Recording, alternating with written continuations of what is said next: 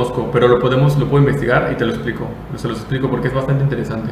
En realidad, si se analizan lo que es la anatomía del tejido subcutáneo, está vascularizado, bastante vascularizado a comparación de la epidermis y de la dermis. Yo creo que sería por dos motivos. Primero, por la vascularización. El tejido subcutáneo está ricamente vascularizado e inervado. Y segundo, porque como se administra por emergencia, el paciente se lo puede poner solo rápido. En cambio, la urgencia implicaría el que se vaya el paciente a desmayar o algo por el estilo. Entonces, la vía entérica tardaría mucho tiempo en el que se lo toma y funciona, el paciente puede tener una lesión. Entonces, las razones principales creo que serían eso: la vascularización tan rica que existe en el tejido subcutáneo y la facilidad con la que el paciente se lo puede poner.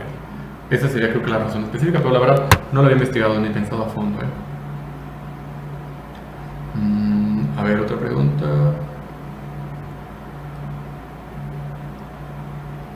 Sí, pero por ejemplo la insulina no se aplica por vía rectal, por ejemplo, porque pues es muy poco práctico que se haga en una emergencia, un paciente que esté en la calle o algo por el estilo.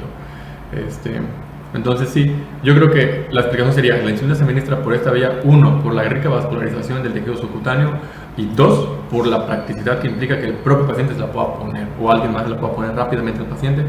Pongamos que su paciente se desmayó y no le pueden abrir la boca ni hacer tragar, la vía entérica no sirve. La vía rectal para meter insulina tampoco serviría, porque pues, es prácticamente una invasión de la privacidad del paciente. Entonces, la vía más fácil para el propio paciente y para un tercero que se la tenga que administrar al paciente es la vía subcutánea. ¿Okay? Te repito, esa es mi interpretación del por qué creo que esa es la vía más adecuada para la insulina, pero no lo he investigado, la verdad. Será bueno que lo investiguemos más a fondo y lo podamos volver a tocar el tema. Está bastante interesante. Luego, creo que era la única pregunta, ¿verdad? Sí. Vamos a ver ahorita entonces las parenterales, ¿sale? Son 6:15. Terminamos con algunos ejemplos. Sí, bueno, tenemos tiempo.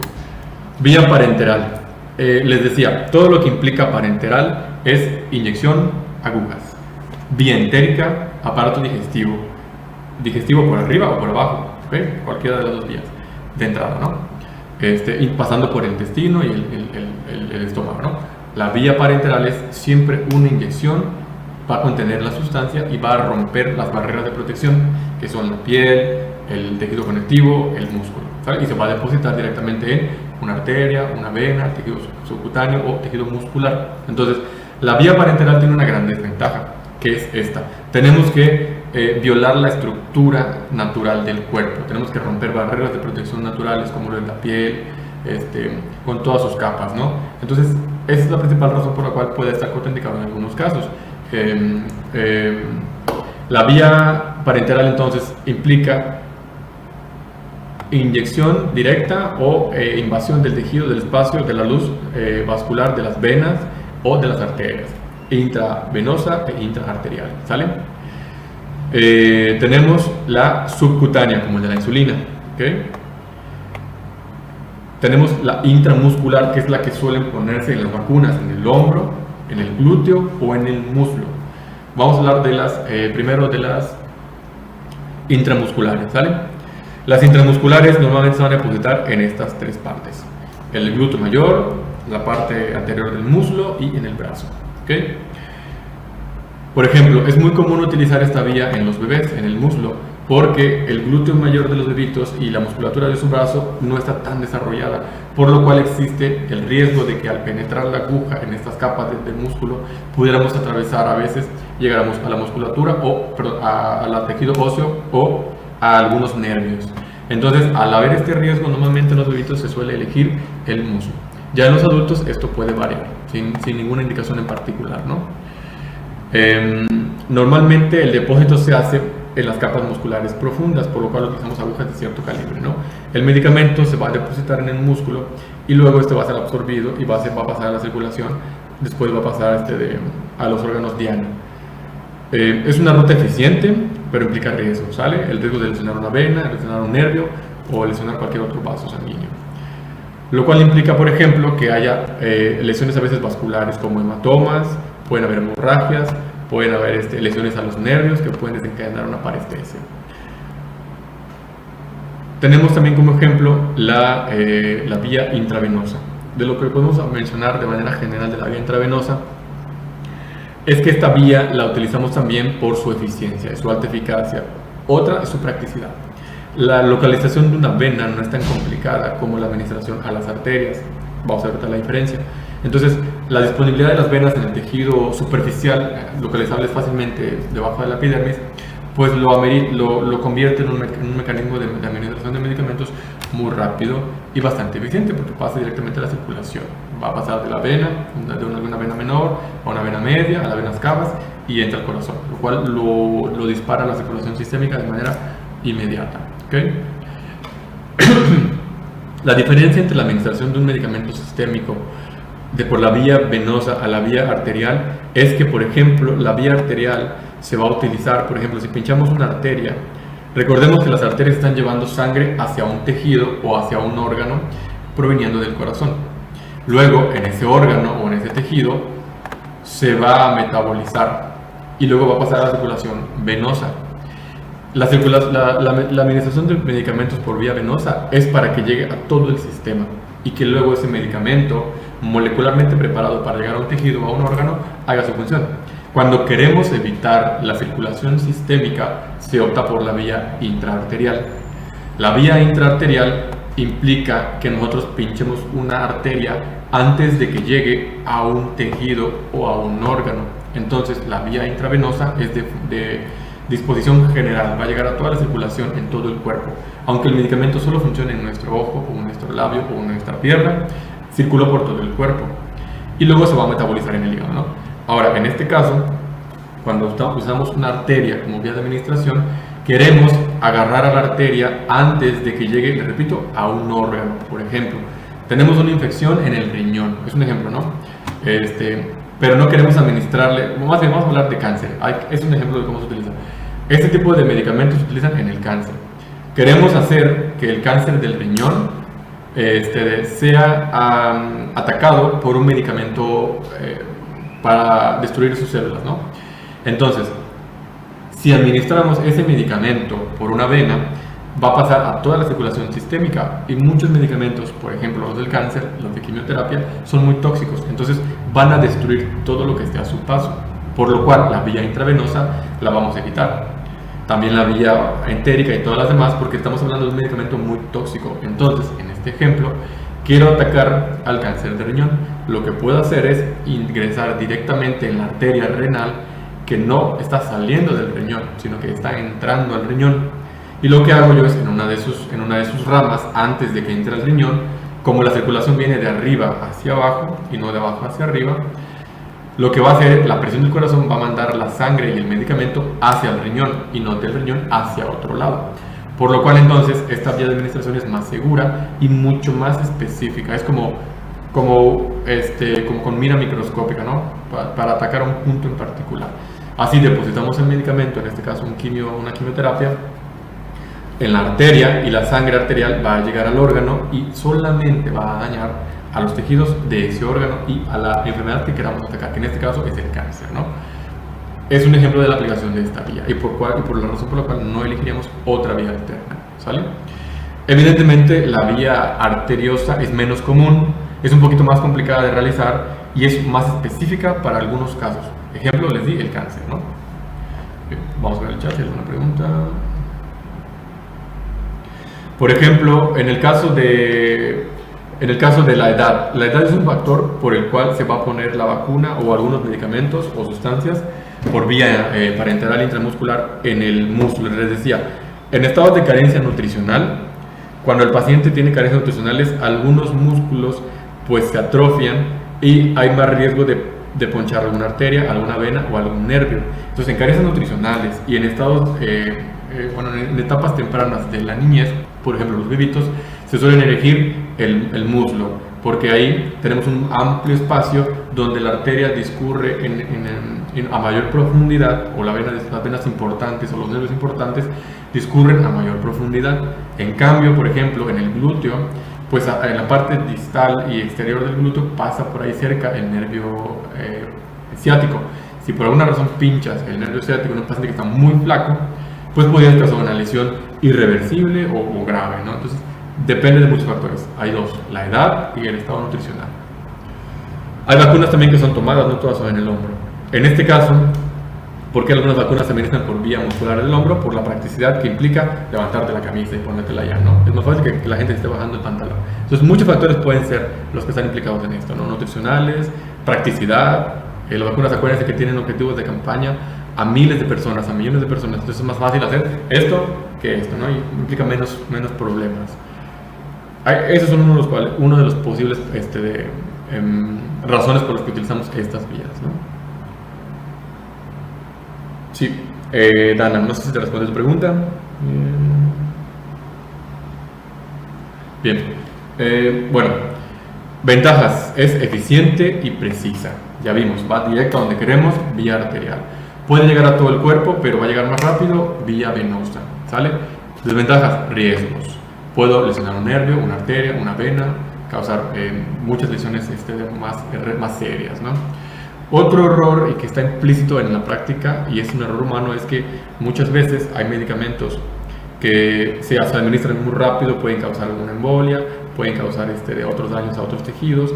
Si te equivocas administrando un medicamento que iba por vía intramuscular y la pones por vía venosa, es mucho más tóxico. Entonces, los errores en esta vía implican más riesgos para el paciente, ¿okay? La vía subcutánea, como ya lo mencionamos, se deposita debajo de la epidermis, atraviesa la aguja de la epidermis, atraviesa la dermis y se deposita en la epidermis, ¿okay? Que es la tercera capa del sistema tegumentario. La característica de este tejido, como ya les había mencionado anteriormente y como vimos en el sistema tegumentario, es que está ricamente vascularizado. Hay grandes plexos, o más bien plexos amplios de venas y de arterias, o de arteriolas y de vénulas, donde el medicamento se va a poder absorber y va a pasar a la circulación sistémica, ¿okay? Ejemplo clásico que mencionó, creo que Nicole, era la insulina, ¿sale? Es uno de los más claros ejemplos de cómo se administra un medicamento por vía subcutánea. Otro ejemplo también es el de los medicamentos para las alergias, las reacciones anafilácticas, como el EpiPen y todos esos que contienen adrenalina y dexametasona y otros corticosteroides. También se hacen por vía subcutánea normalmente. Bien, esto es vía parenteral, entérica y externa. Vamos con algunos ejemplos de medicamentos que ustedes van a utilizar muy comúnmente en su práctica médica cuando estén ya ejerciendo, ¿no? Les puse aquí nada más 3 grupos: los AINES, los antibióticos y los corticosteroides, mismos con los que de por sí estamos totalmente en contacto de forma constante. Los AINES son medicamentos que se utilizan para múltiples cosas. Las más comunes son como antiinflamatorio y como analgésico. Dentro de la clasificación de los AINES también entran algunos antipiréticos.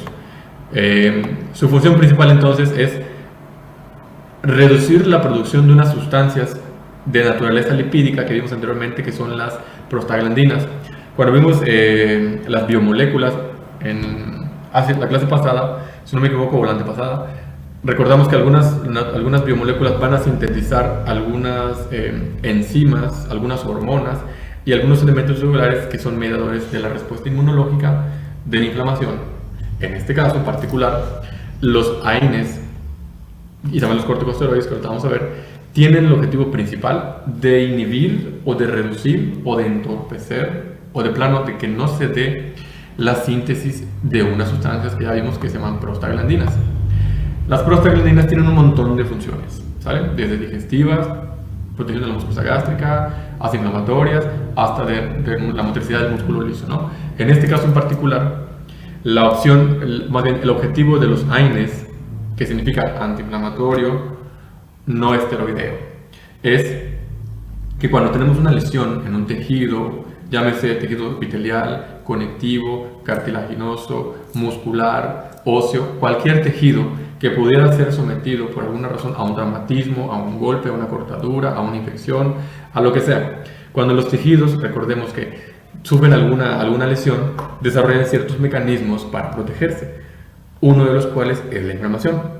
La inflamación implica la liberación de un montón de sustancias, una de las más importantes es la prostaglandina, que va a desencadenar una respuesta vascular y local que genera normalmente dolor, aumento de la temperatura, pérdida de la función y rubor.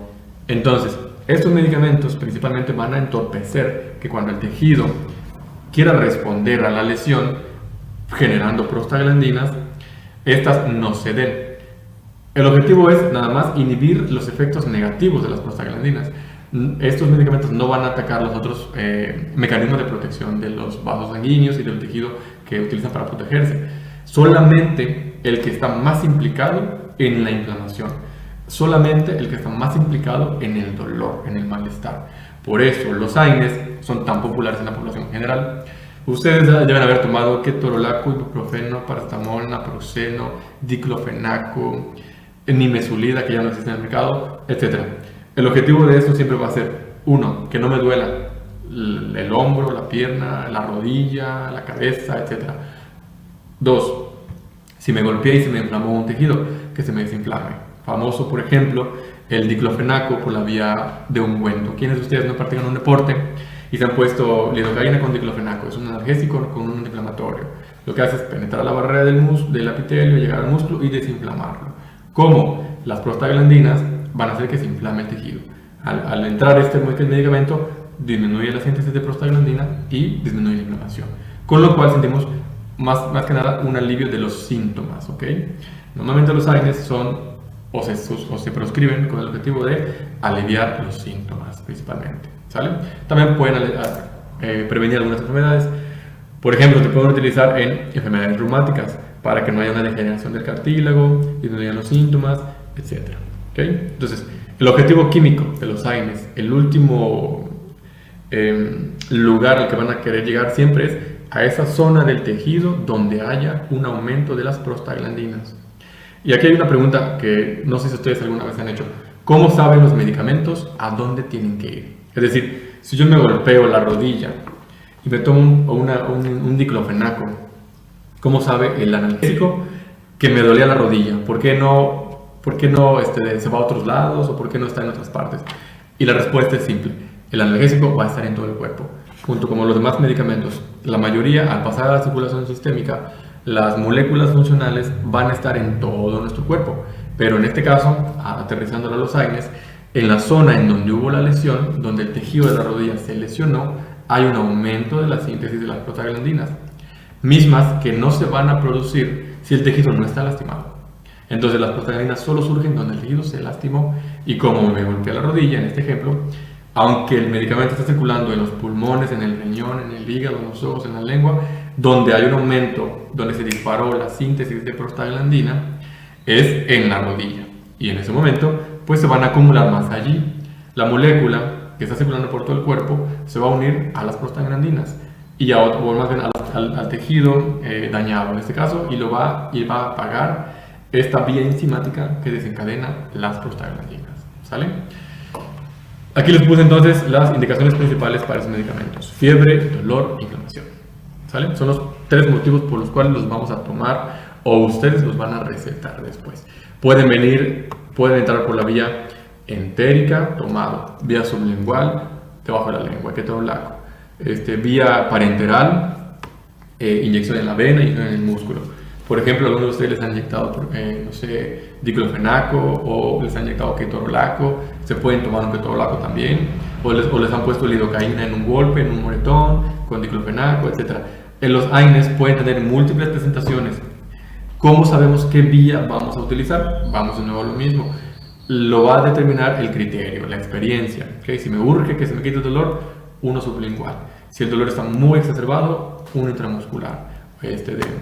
Si no es tan fuerte el dolor, pues lo tomado para que luego haga el efecto, no pasa nada, podemos esperarlo, ¿no? Entonces las vías son múltiples, pero el objetivo siempre va a ser el mismo. Los AINES, tratar fiebre, dolor e inflamación. ¿Sale?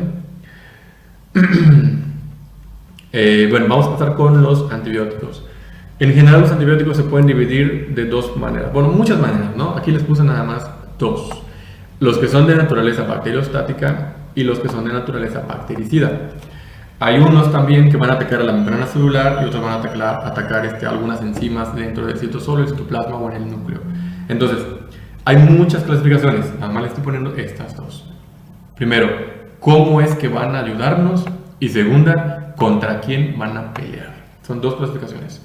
La primera, los bacteriostáticos, lo que van a hacer es atravesar la membrana celular, llegar al núcleo, y lo que a donde van a trabajar es reduciendo la multiplicación bacteriana. Otra cosa, los antibióticos no van a atacar virus. Si tengo una infección viral, no tienen ninguna utilidad, ¿sale? No les hacen nada.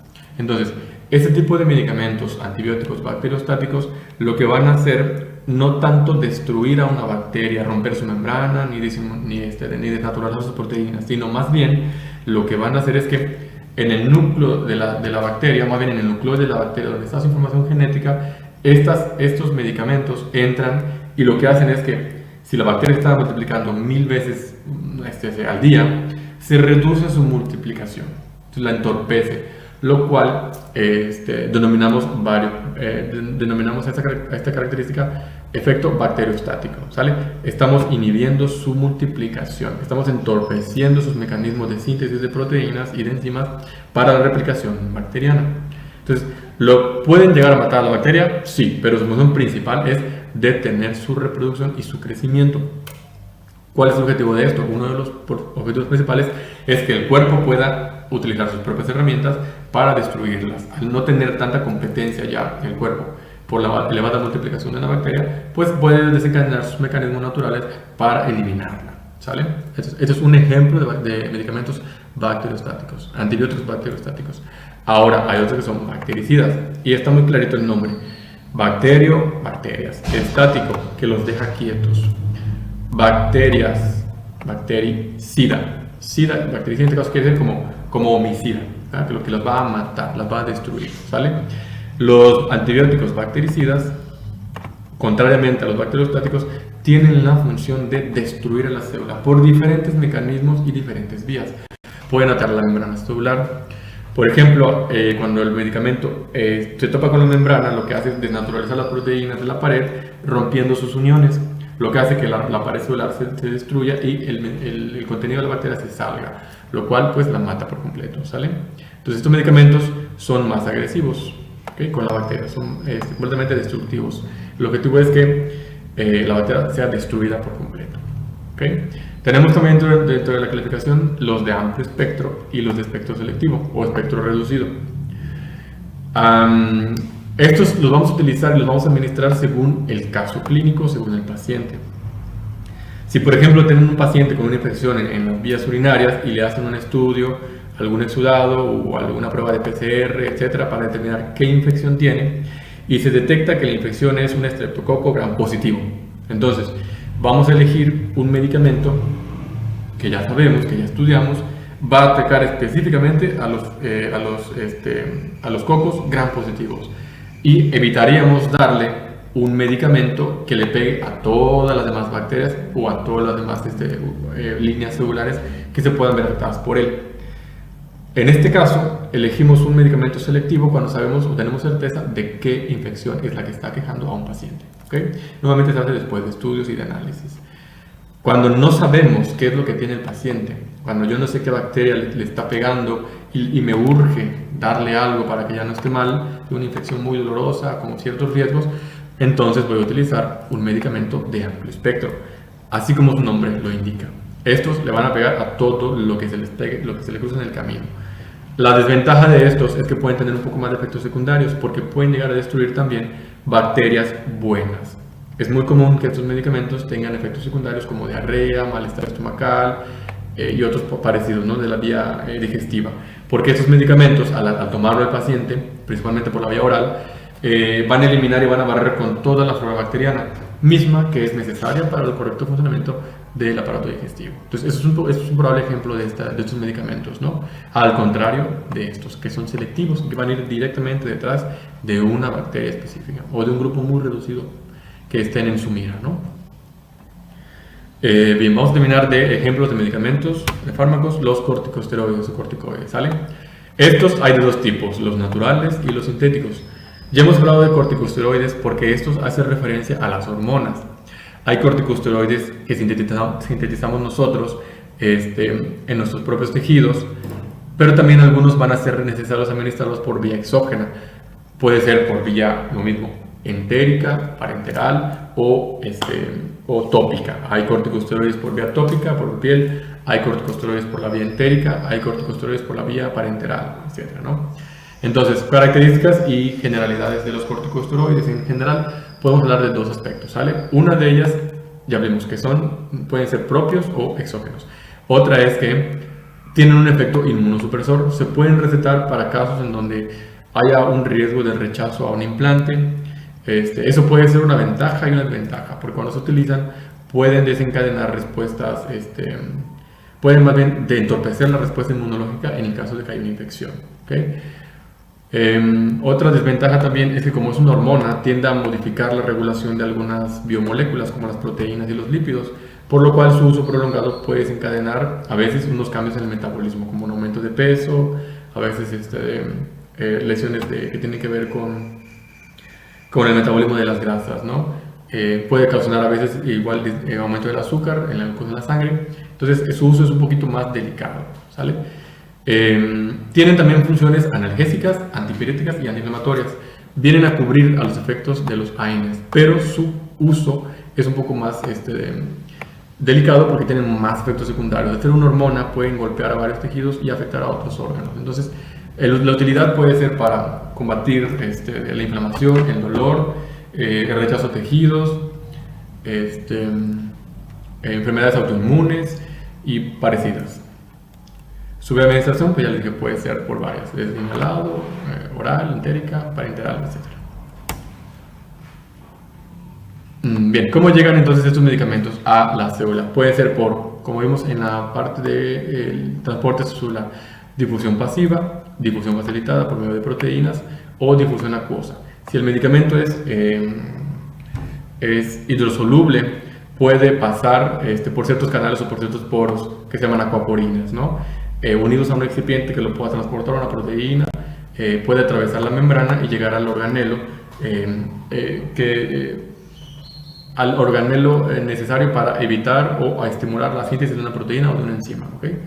En este caso, también pueden ser medicamentos de naturaleza liposoluble, cuya característica principal es que pueden atravesar la membrana directamente, ¿okay? Lo cual los hace un poco más eficientes y más rápidos de administrar. Luego tenemos que los medicamentos pueden llegar a la célula por medio de difusión facilitada, es decir, van a ocupar de alguna proteína o alguna molécula sintética elaborada en laboratorio que va a establecer conexiones con los canales de membrana o las proteínas de membrana que se encuentran en la pared de la célula para que pueda atravesarla y realizar su función. Pueden ser proteínas simples, lipoproteínas, glucopolisacáridos, etcétera, que vimos anteriormente. Y finalmente vamos a terminar con ramas de la farmacología, ¿okay? Cuando entren ustedes en la parte de la licenciatura, van a estudiar de forma amplia y profunda estas ramas que vamos a analizar de forma rápida, ¿sale? ¿Qué es lo que estudia entonces la farmacología? La farmacodinamia, perdón. En general es cómo actúan los procesos químicos y fisiológicos durante la administración de un medicamento. Aquí se me escapó un texto. La farmacocinética lo que va a ver es cómo se absorben, en qué órgano, en qué tejido, cómo se distribuyen en la sangre, cuál es su concentración, cuáles son sus metabolitos, sus desechos y cómo interactúan con nuestras células. También por qué vías se excretan, por vía urinaria, por vía de las heces, sudor, etc. ¿Okay? La farmacoterapia lo que va a hacer es el estudio y el análisis de la aplicación clínica de los fármacos, que es lo que acabamos de ver ahorita. ¿A quién se lo voy a dar? ¿Cómo se lo voy a dar? ¿En qué dosis? ¿Por qué vía? Etcétera. La toxicología lo que va a analizar es los efectos adversos de estos medicamentos y de otras sustancias. Efectos secundarios, como al administrar un AINE puede haber un sangrado, aumento de sangrado, una probabilidad de una úlcera, diarreas, náuseas, mareos, etc. Cómo interactúan los medicamentos con los demás tejidos y cómo es que pueden desencadenar respuestas no favorables. Recordando que lo que buscamos es una terapia, ¿no? Un alivio y no una afección nueva. Entonces, la toxicología va a analizar esas interacciones negativas del medicamento con los pacientes. También tenemos a la farmacovigilancia, por último. Hay más ramas, solo les puse las principales, las que nos topamos en la experiencia, en la práctica, ¿no? La farmacovigilancia lo que realiza es el análisis y la observación de la estadística. Cómo es que impacta la administración de ciertos medicamentos o el uso de ciertos medicamentos en la sociedad. Eso tiene que ver más que nada con la epidemiología, ¿sale? Y sus valores son más de uso estadístico, pero también tienen aplicaciones clínicas. Bien, esto es lo alusivo a temas de farmacología. Voy a terminar con esta parte. Voy a terminar la presentación. Me voy a quedar un minutito esperando si tienen alguna pregunta o alguna duda de lo que vimos. Voy a checar el chat. Estoy aquí en el chat. Veamos. Lo último, Nicole, lo de la insulina.